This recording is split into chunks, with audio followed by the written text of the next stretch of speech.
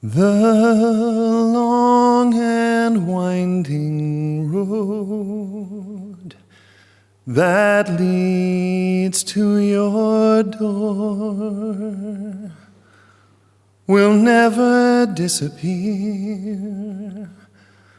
I've seen that road before. It always leads me here. Lead me to your door. The wild and windy night that the rain washed away has left a pool of tears, crying for the day. Don't leave me waiting here. Let me know the way. Many times I've been alone, and many times I've cried. Anyway, you'll never know the many ways I've tried, but still they lead me back to that long, winding road. You left me standing here a long, long time ago. Don't keep me waiting here. Lead me to your door.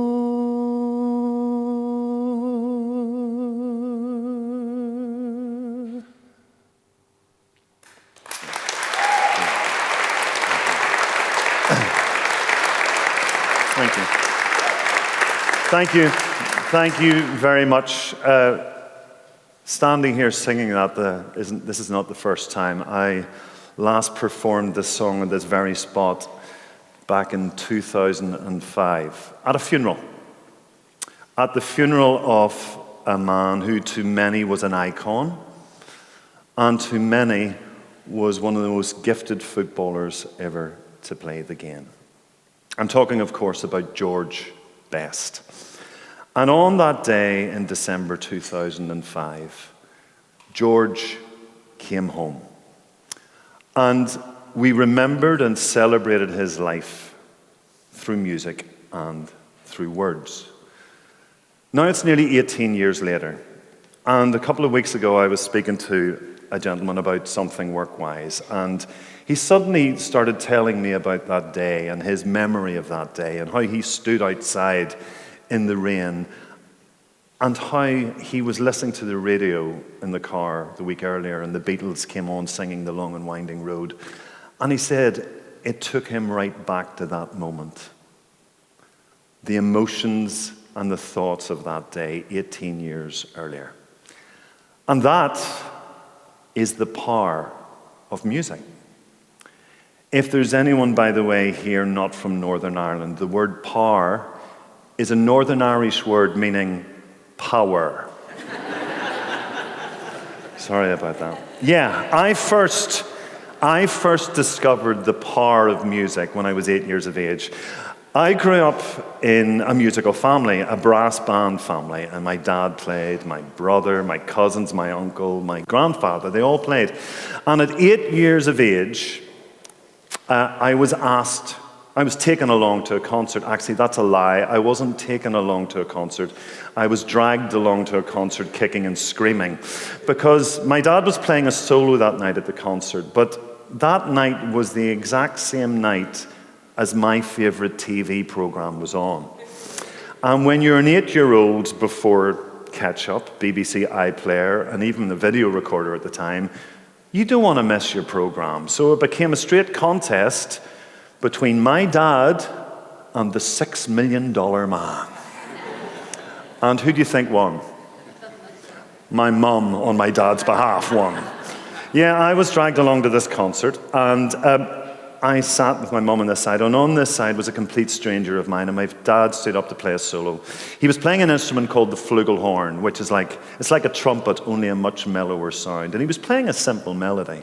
And I don't know whether any of you have ever had anyone close to you standing up to perform, but it can be nerve-wracking for you sitting watching it. And I suddenly felt butterflies in my stomach watching him do this. But he was playing it beautifully, a simple melody. And during this solo, I heard sobbing on this side of me. This lady, I looked round, and she was crying. There were tears streaming down her face. I looked at her, and I looked at my dad. Wow.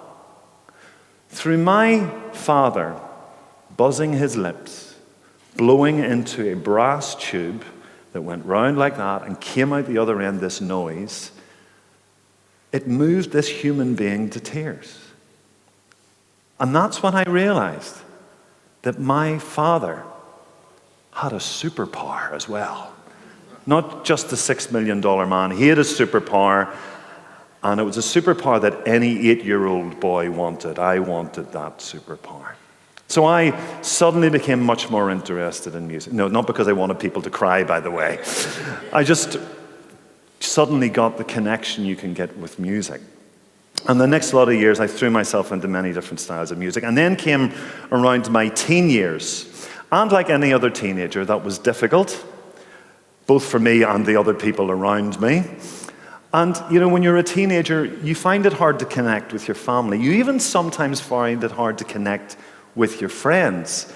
But in preparing for this talk, I realized that the one thing that I kept connected with through all those years was my music. I would come in the door, I would go up to my bedroom, close the door, not let anyone in, barricaded, play a record, then play it again, and maybe play it again and again, because I felt much more connection with that singer or that piece of music than the world around me. And when I say music, it helped me navigate.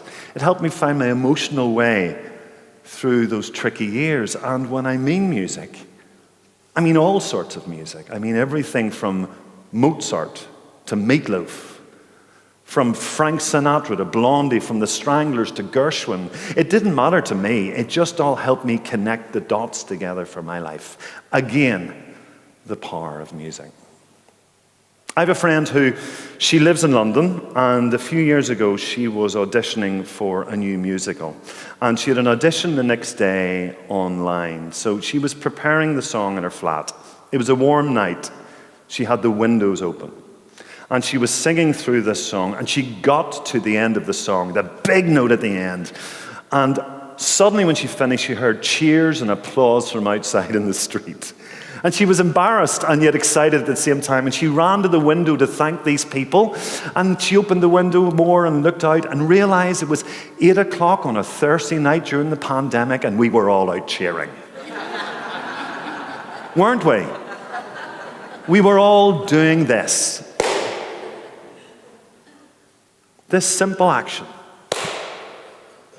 that unified us, that let us communicate with other people who were working bravely on our behalf while we stayed as cocooned and as protected as we possibly could. The simple action of us unifying as a large group of people to let them know this rhythm that this creates, which is one of the building blocks of music, just as words and notes are as well. And think of words and notes. Think of the 1960s in the southern states of America, whenever people were being treated so terribly, and they sang, "We shall overcome." Or think of the football match. Think of the team getting stuffed, and the supporters, the 50,000 supporters, rally together, all 50,000 of them, and they sing, "You'll never walk alone." You notice I had Liverpool being stuffed there. Please allow me that little indulgence. The last time they played the team I support, they beat them 7-0. So please, give me a break. I suppose in some ways the most obvious tune or song that unifies a group of people is a national anthem. It's when that thing that calls itself a nation comes together and rallies behind it. But the thing that unites us so much, let's be honest, we know over here can divide us so much as well.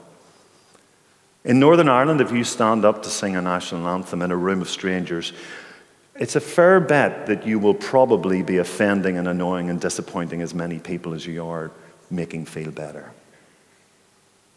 In a country that's divided, even traditional songs can become something which some people rally behind and some people find offensive.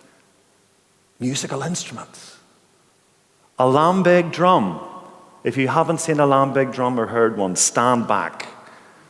But it is some noise. But it is seen as belonging to one side, as is the beautiful linen pipes is seen as belonging to another.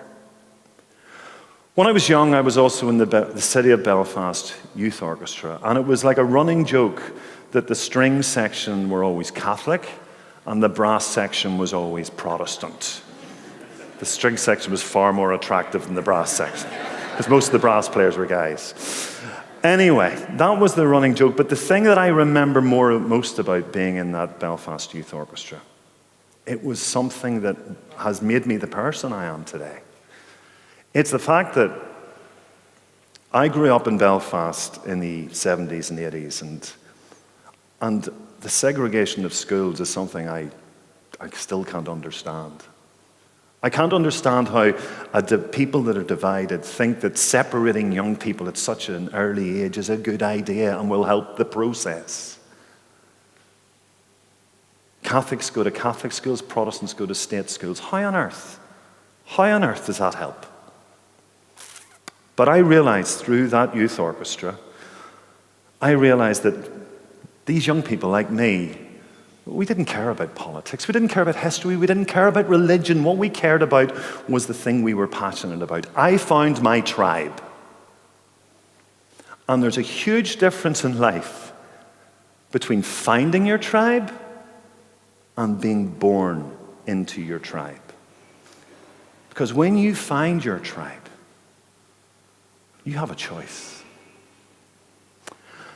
One of my other roles these days is as the artistic director of the Belfast School of Performing Arts. We have over 700 young people throughout Northern Ireland who go to classes for singing, dancing, and acting. And when I go round, by the way, it's the other wonderful thing is when I go round, I see much more diversity than when I was a kid, which is a brilliant thing. We need more of it, but it's brilliant to see. But when I go round and see these young people, I see that so many of them have found their tribe. A lot of them, you can see their faces glow. One of them came up to me a few months ago and she said, "Peter, I don't like school, but I just live to come here on a Saturday." This was a kid. I said, "Yeah, great. They have found their tribe.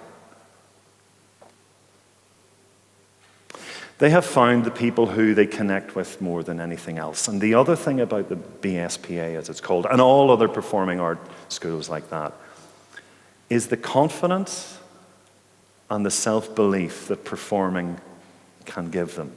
That ability to stand up in front of others and communicate what they want or what they'd like to express. I think that's the most important thing they will learn in any of these schools, to be honest. It's that ability as they go through life, and they can use it in so many different ways.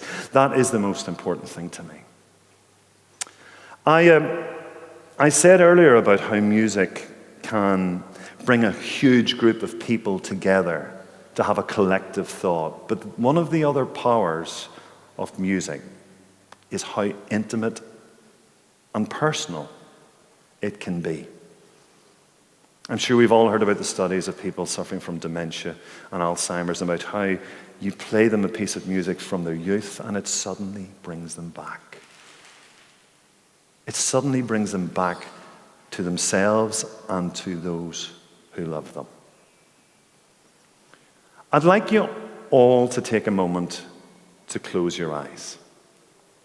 Not the cameramen, but everybody else. Just close your eyes. I want you to think of the last 7 days when you've heard music.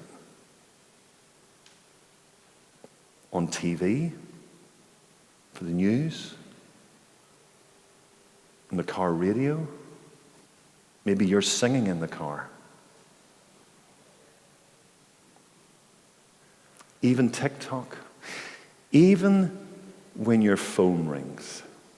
Think about movies without music in it. Think of how much that adds. Think of the pandemic and how much music meant to so many people to get them through it. Life is a lot grayer without it. Beethoven said that music should bring tears to your eyes and put fire in your belly. I think that music greases the wheels of imagination and possibility. Today is all about us saying yes to possibility. Let's remember the worth of music within what we can achieve going forward. I would like to bookend with something vocal again, if you don't mind. I think it's appropriate. I think today is all about us saying yes, is all about us seeing what we can achieve together. And I think it's just a verse of this song. This is a song originally recorded by an Australian singer called John Farnham. It's called You're the Voice. And it says it all. We have the chance to turn the pages over. We can write what we want to write. We gotta make ends meet before we get much older. And this time, we know we all can stand together with the power to be powerful, believing we can make it better. We're all someone's daughter. We're all someone's son. How long can we look at each other down the barrel of a gun? You're the voice, try and understand it. Make a noise and make it clear. Whoa, whoa. We're not gonna sit in silence. We're not gonna live with fear. Whoa.